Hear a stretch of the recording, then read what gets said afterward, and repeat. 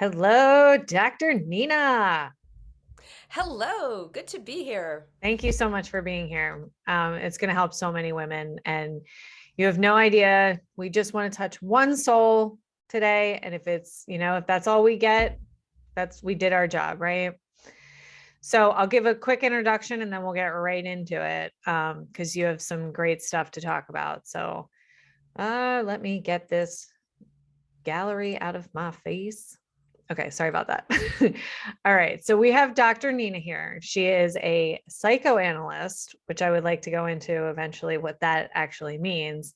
Author, radio host of the Dr. Nina Show on LA Talk Radio. And she focuses mainly on eating psychology, binge eating, anti diets, and body shaming. Is that true story? Absolutely. Okay. I help people break free from the obsession and the preoccupation and the thinking about it all the time, not just teach them what to do differently with food. Right. Awesome. Okay. So, what brought us together and why I reached out to Dr. Nina is because the binge cure, the 7 steps to outsmart emotional eating. And emotional eating is such a big part of what I do, as well as what everyone in the world is facing. Is basically, if you're not feeding yourself for fuel, it's emotional eating in some way, shape, or form. So I wanted to get the expert here on the line and help us with this. Why do we turn to food? Ways to deal with these cravings, and what do these cravings actually mean? And how can we control it? We want to be in control of our relationship with food rather than food controlling us, and rather than it causing anxiety every time we have to think about, well, what can I eat today? What am I allowed to eat? How many calories can I have? What carbs should I have? Like, help us out here, sister. Okay, so first of all, the what am I allowed to have? That's diet mentality. Yep. And diet mentality says, don't listen to your body. We're going to tell you what you should eat. The $60 billion diet industry, which is predicated on us always being on diets, is going to tell us every year, oh, eat this, but not that. And that always changes. It's like low fat, then high fat, low Yeah. carb, high carb. It's always different. But what it does is it separates us from our hunger and intuitive eating. Yep. So the first step that I always tell people is because diets are about deprivation, and deprivation is one of the things that leads people to binging, ditch dieting. Like, Mm-hmm. stop dieting, and that includes recognize what your food rules are. One person said to me, well, I can't possibly eat like toast for breakfast. Yeah. I'll blow up like, like a balloon. I'll Mm-hmm. blow up like the blueberry girl and Willy Wonka. Like, like no, like people have these ideas about what to eat. But from my perspective, which is really the psychology of eating, deprivation leads to wanting more of it. Yep. And diets focus on what you are eating instead of why. And there are so many reasons we turn to food. And when we think of emotional eating, the classic thing is, you have a bad breakup and you get the ice cream out. Yep. Ben and And Jerry's. who hasn't been there? Yep. But I want to change the mindset to food is not the problem, food is the solution to the problem. And why do we eat? We eat because we live in a culture that says, don't feel anything, Yep. right? If you're angry, oh, that's bad. You're an angry person. Go to anger management class, right? Mm-hmm. Stop that. Or if you're depressed, if you're sad, you must be like clinically depressed. Take a pill. If you're anxious, take a pill. Like, we do not learn to know how to relate and respond to our emotional world. In fact, we Mm-hmm. learn to cut off from it. Right. Quick story, because I think stories illustrate so well. Yes. Several years ago, I was at the park with my daughter, and she was off with her friends, and I was just sitting there watching kids at the park. And there were these two little babies, like 18 months old, and they were digging and digging and digging, little boy and little girl. And all of a sudden, the little boy gets up and he runs off with the shovel. And the little girl, of course, starts crying. She bursts into tears. Who hasn't been there? Little dude leaves with the shovel, right? But her mom comes running up, like, and mom's like, don't cry, like panicking. Don't Hmm. cry, don't cry, don't cry. And the kid is crying because of course she's crying. She's upset. Yeah. And the mom's like digging in her diaper bag. Don't cry, don't cry, don't cry. Here, she whips out a cookie. She's like, have a Mm. cookie. Yeah. And I'm like, okay, first of all, mom, you just taught your daughter that crying makes people anxious and that Hmm. if you can't stop yourself from crying, a cookie will do the trick. And Yep. that little girl is going to grow up and she's going to be sad and she's going to tell herself, "Don't cry, don't cry, don't cry. Where are the cookies?" Yep. That's a beautiful story. It took all that I had to not say something. To I not want hit to her tell over the you, head with the I shovel. wanted so badly to be that person who's like, excuse me, but Yeah. I didn't. But so this is the problem. The problem is that we don't know how to identify our feelings, we don't know how to express our feelings, and we don't know how to respond to our feelings. Hmm. So a lot of us turn to food because our very first experience of comfort, of being held, being safe, being in kind of a blissful related state and feeling good and safe is being fed as infants. Yeah. So consciously we don't think of like food as relationship and safety, but unconsciously we do. And that's why it shows up in our culture. Like we talk about comfort food is really a wish to be comforted. We talk about being hungry for love, starving for affection, Mm. fulfilling relationships. Like all our language is tied up between the connection between food, relationship and soothing. Yep. Wow. I love your story. That was great.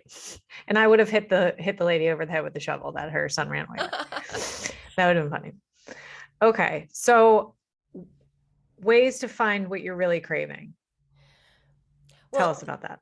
okay, so first of all, people think they're craving food, but they're not.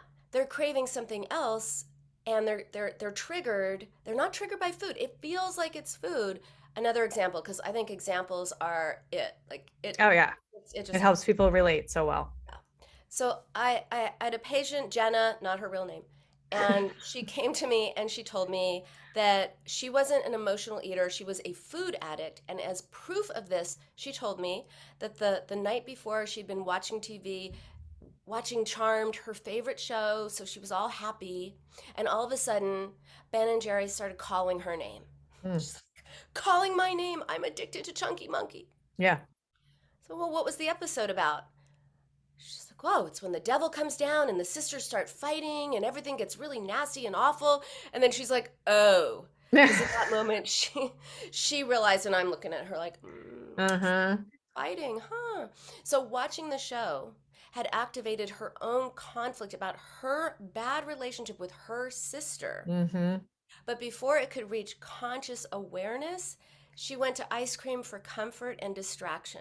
Mm. Ice cream was the solution to the problem. It was not the problem. The Right. problem was she didn't know how to express how she felt about this terrible relationship she had with her sister, and she Mm-hmm. didn't know how to comfort herself. So, as she learned how to comfort herself and how to express herself, ice cream stopped calling her name. Yeah. So what do you do if you don't have me sitting in front of you going, and then what? And what? And what else could it have been? And let's look at the hidden reason that you were Yeah. triggered. So I exclusively treat people who struggle with eating disorders. In 20 years, I've seen one person who didn't, but her daughter did. So I think that counts.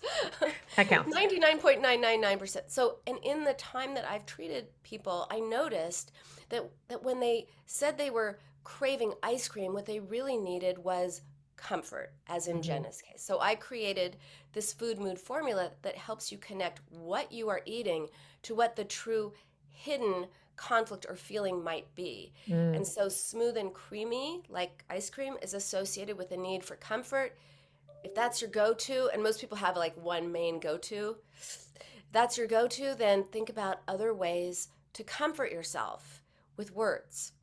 Another category is crunchy pretzels, chips, anything with a crunch, even if you can't stop eating carrots. Mm-hmm. And that is associated with some form of anger, frustration, irritation, rage, annoyance.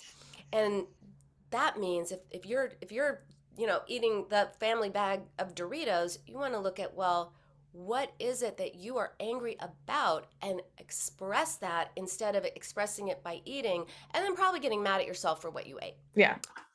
And the third category is anything filling, like bread, pasta, pizza, cake, muffins, anything that kind of takes up space within you. That is associated with filling a void. So you want to look at, where are the voids in your life? Are you lonely? Are you in an unsatisfying profession? Is there something that's not working in your life that you feel an emptiness within? Mm. And that's what you need to pay attention to. Yep. Then people say, well, what about chocolate? So chocolate actually fits in the formula. It's usually either people like chocolates, they have to have nuts in them, anger, or Mm-hmm. they have to have the creamy filling, comfort, Mm-hmm. or it has to be like milk chocolate or dark chocolate. So milk chocolate is still kind of in the creamy, and dark chocolate is crunchy, so that goes into the crunchy. And if Okay. it's just candy that's not chocolate, I'm covering all bases here. Then I think you need to look at the sweetness in your life. Where in your life do you need more sweetness? So this is a formula that you can use to start accessing the hidden reasons that you are turning to food, instead of thinking that it's about food. It's about Mhm. something within you.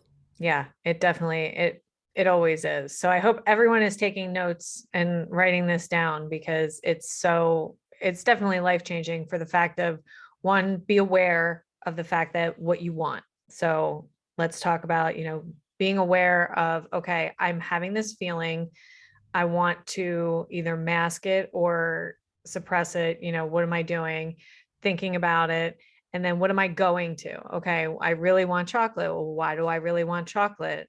And then being with your feelings and your thoughts is a huge thing that people don't want to do. Exactly. And that's because, oh, I just want to say that this food mood formula only applies to when you're eating to change the way you feel. If you're just having ice cream on a hot day, that's not part of Yeah. the formula. Uh, uh, and then people say, well, I don't want to sit with my feelings. Of Yeah. course, no one wants to sit with their feelings. And I don't want you to sit with your feelings either, because sitting in your feelings actually doesn't help. It Hmm. just makes you feel bad. Okay.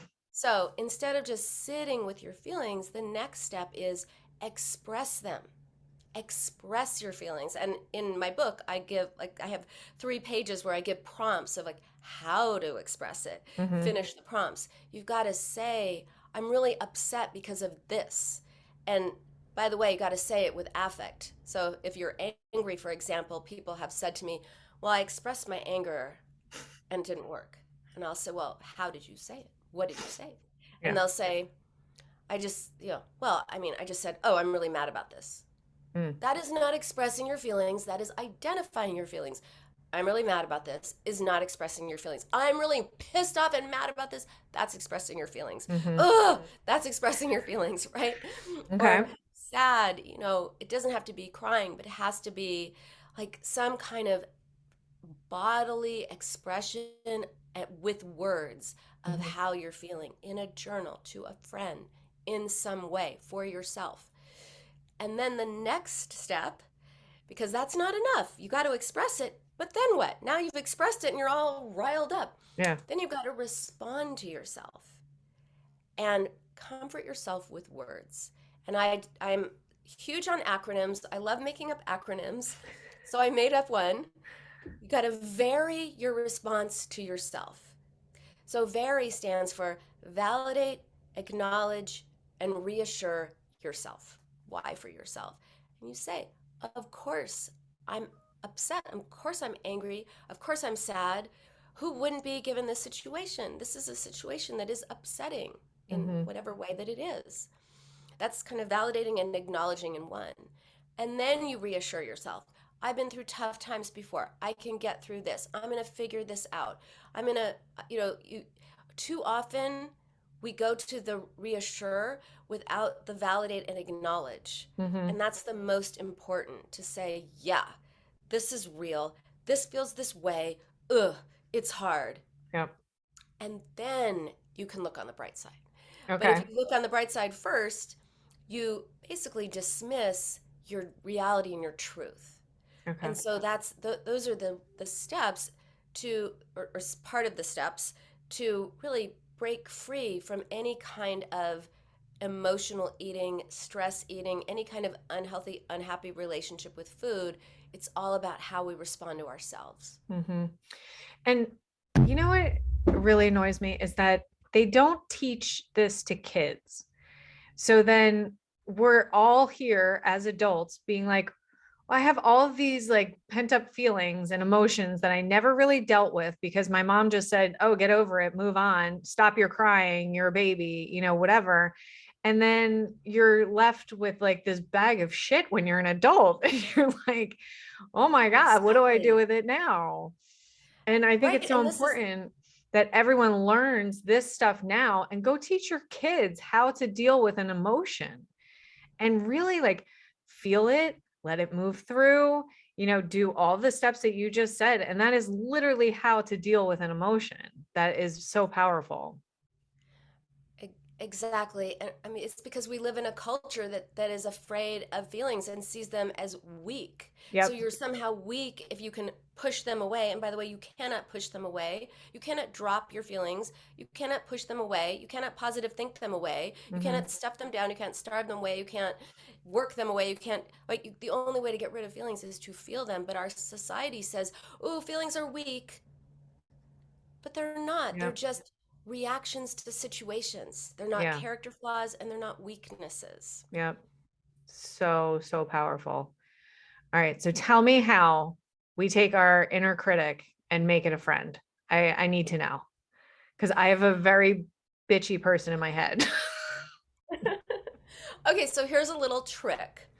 Often that inner critic shows up as a second person pronoun, the way we talk to ourselves. For example, someone went to, this was before the pandemic, she went to a Christmas party. Before that, she was like, I'm going to just let myself try whatever. I'm not going to put limits on myself. I'm going to be okay. She goes to the party. She, because she's been so deprived, she eats way more than she wanted to. Hmm. She leaves the party and she's telling me how she's talking to herself. She leaves and she's like, she's talking to herself and she says, you are so disgusting. You have no willpower. You have no control. No one would actually love you if they knew what you were doing with food. You are gross and you are never going to lose weight. Now, what do you notice about the you? It's Yeah. easy to be mean to ourselves when we talk to ourselves from a you place. Hmm. So, one thing that you can do is watch the way that you talk to yourself. If you talk to yourself from a you need to do that differently, or you this, or you that, try putting it into an I said, why don't you change that to her? Yeah. Change what you just said. Say I am disgusting. No one will ever love me. And she couldn't do it. She Yeah. said it sounded harsh. So, one thing that you can do is that exactly. And overall, if you wouldn't say it to a friend, a child, or someone you love or care about, do not say it to yourself Yeah. because otherwise you're making yourself feel bad. And we can't simultaneously make ourselves feel bad and comfort ourselves and soothe ourselves and make ourselves feel better. Yeah. That doesn't work. And Exactly. so we end up eating just to get away from our own mean voice. Yeah.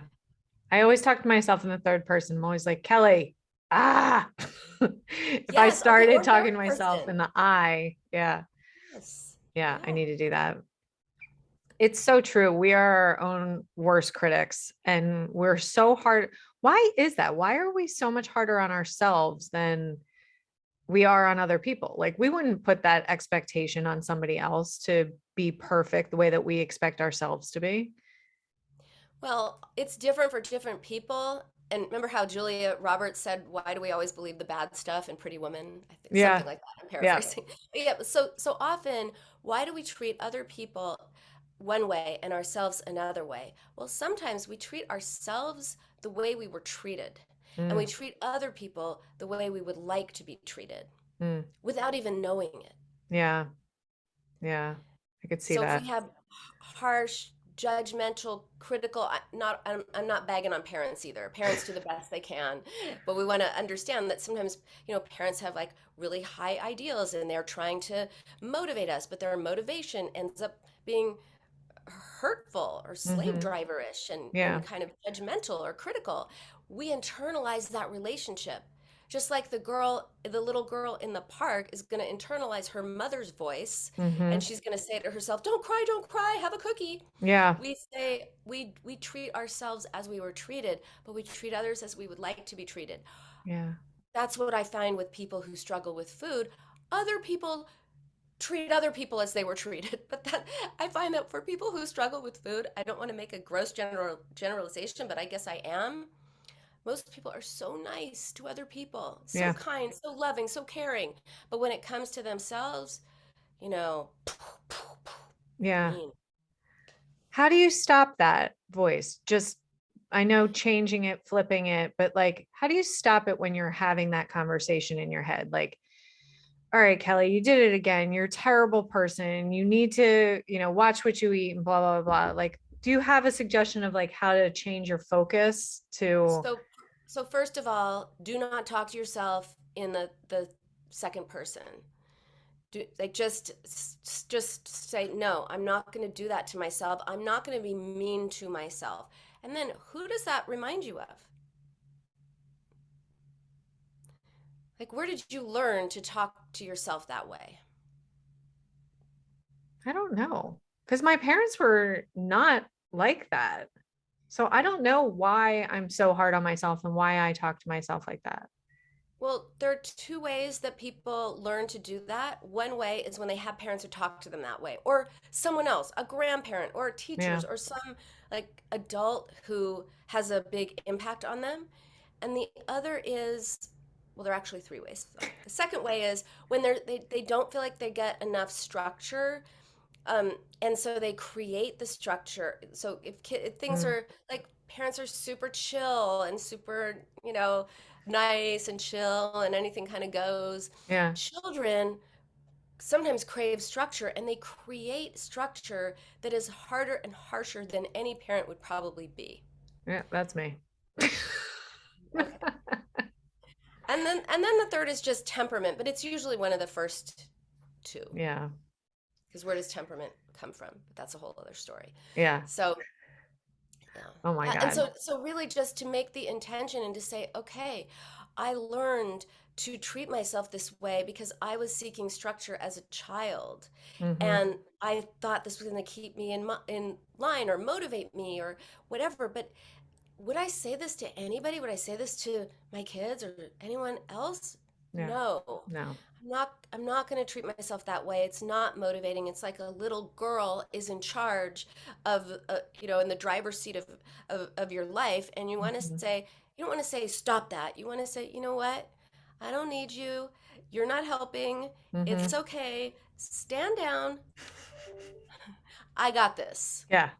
Yes. You were helpful at one point. I don't need you anymore. We're moving on. I'm an adult now. Yes. Exactly. Okay. So you have a YouTube series as well. Break free from binging with Dr. Nina. Yes, the YouTube Yes. series. I have my radio show, the Dr. Nina Show on LA Talk Radio, is also on Apple Podcasts or anywhere you get podcasts. Once a month, I have an expert on, but usually it's me talking with callers or answering questions about anything to do with how to cope, how to deal with feelings, whatever's going on with food. Hmm. Um, so Yeah. everything's accessible on my uh, website, which is drninainc.com. Okay. Thank you. And one last thing that just piqued my curiosity, body shaming. So you talk a lot about body shaming, and I know that no one in this world, I'm going to put a huge gross generalization over this, that no one likes their body the way that it came to this world. Everyone is looking at somebody else Everyone is saying, I wish I had that body. I wish I had their legs. I wish I had their face. I wish they had their hair, what do you suggest with body shaming? There is this illusion that if we can change our appearance, we can change our lives. That if we just had that face or that hair or those abs or that height or that whatever, that we would be different, that our lives would be different. Hmm. And this, of course, is part of the $60 billion diet industry that sold us a bill of goods. And what an amazing superpower that would be if we could just lose weight and change our personalities, or people would like us, or if we're shy, we'll be outgoing, or Yep. if we don't have friends, suddenly we're going to have a ton of friends. So it's really recognizing how that illusion keeps us from ourselves and Yep. keeps us in a attack mode to ourselves, and keeps us from really embracing all of who we are. Hmm. And it's it's a it I could talk about this for hours, but I just want to say there's a book called The Body Project, and the author looked at the diaries of teenage girls or young women from like the 1800s to I think the 70s or something, maybe later. And in the 1800s, all the girls were talking about wanting to be moral people and good people, and would people think that they were kind? Would people think they were, good people? And somewhere after World War II, people were writing in their journals about wanting to be thinner, right? And how sad it is that our society has gone from thinking about who we are as people to privileging the size of our bodies as that which makes us acceptable. And there's nothing wrong with wanting to look good, Hmm. but believe me, it has nothing to do with how your life feels. Yep. And we have to separate that and realize, like, okay, like, look your best, but having a different number on the scale isn't going to give you the life that you want. Yep. Or the personality or the feeling that you're looking for, the self-love that you're hoping you'll get once you get to a certain weight. Yeah. Yeah. So good. Dr. Nina, you're so knowledgeable. I love it. And tell everybody the free gift that you are offering. Well, what a perfect segue, because the free gift is called Look Good, Feel Good. And it's, so many people are waiting until they lose weight to feel good about their bodies. And so I created a little guide to help you look good and feel good while you are losing weight. There is nothing wrong with wanting to lose weight, just for the right reasons, not because it's Mhm. going to change your life. Right. So that's my free gift, but I'm giving a bonus Oh, because I'm also, yeah, oh yes, not just one free gift, two free gifts. I'm also giving my food mood formula. So what I talked about earlier, I have a food mood formula guidebook, so I'm going to give that to you as well. oh, awesome. And I'm going to put all of this in the comments for everyone to go and get this free gift and reach out to Dr. Nina. You are amazing. Thank you so much for your time. And this will help so many women. So thank you. Thanks for having me. You're welcome. Take care.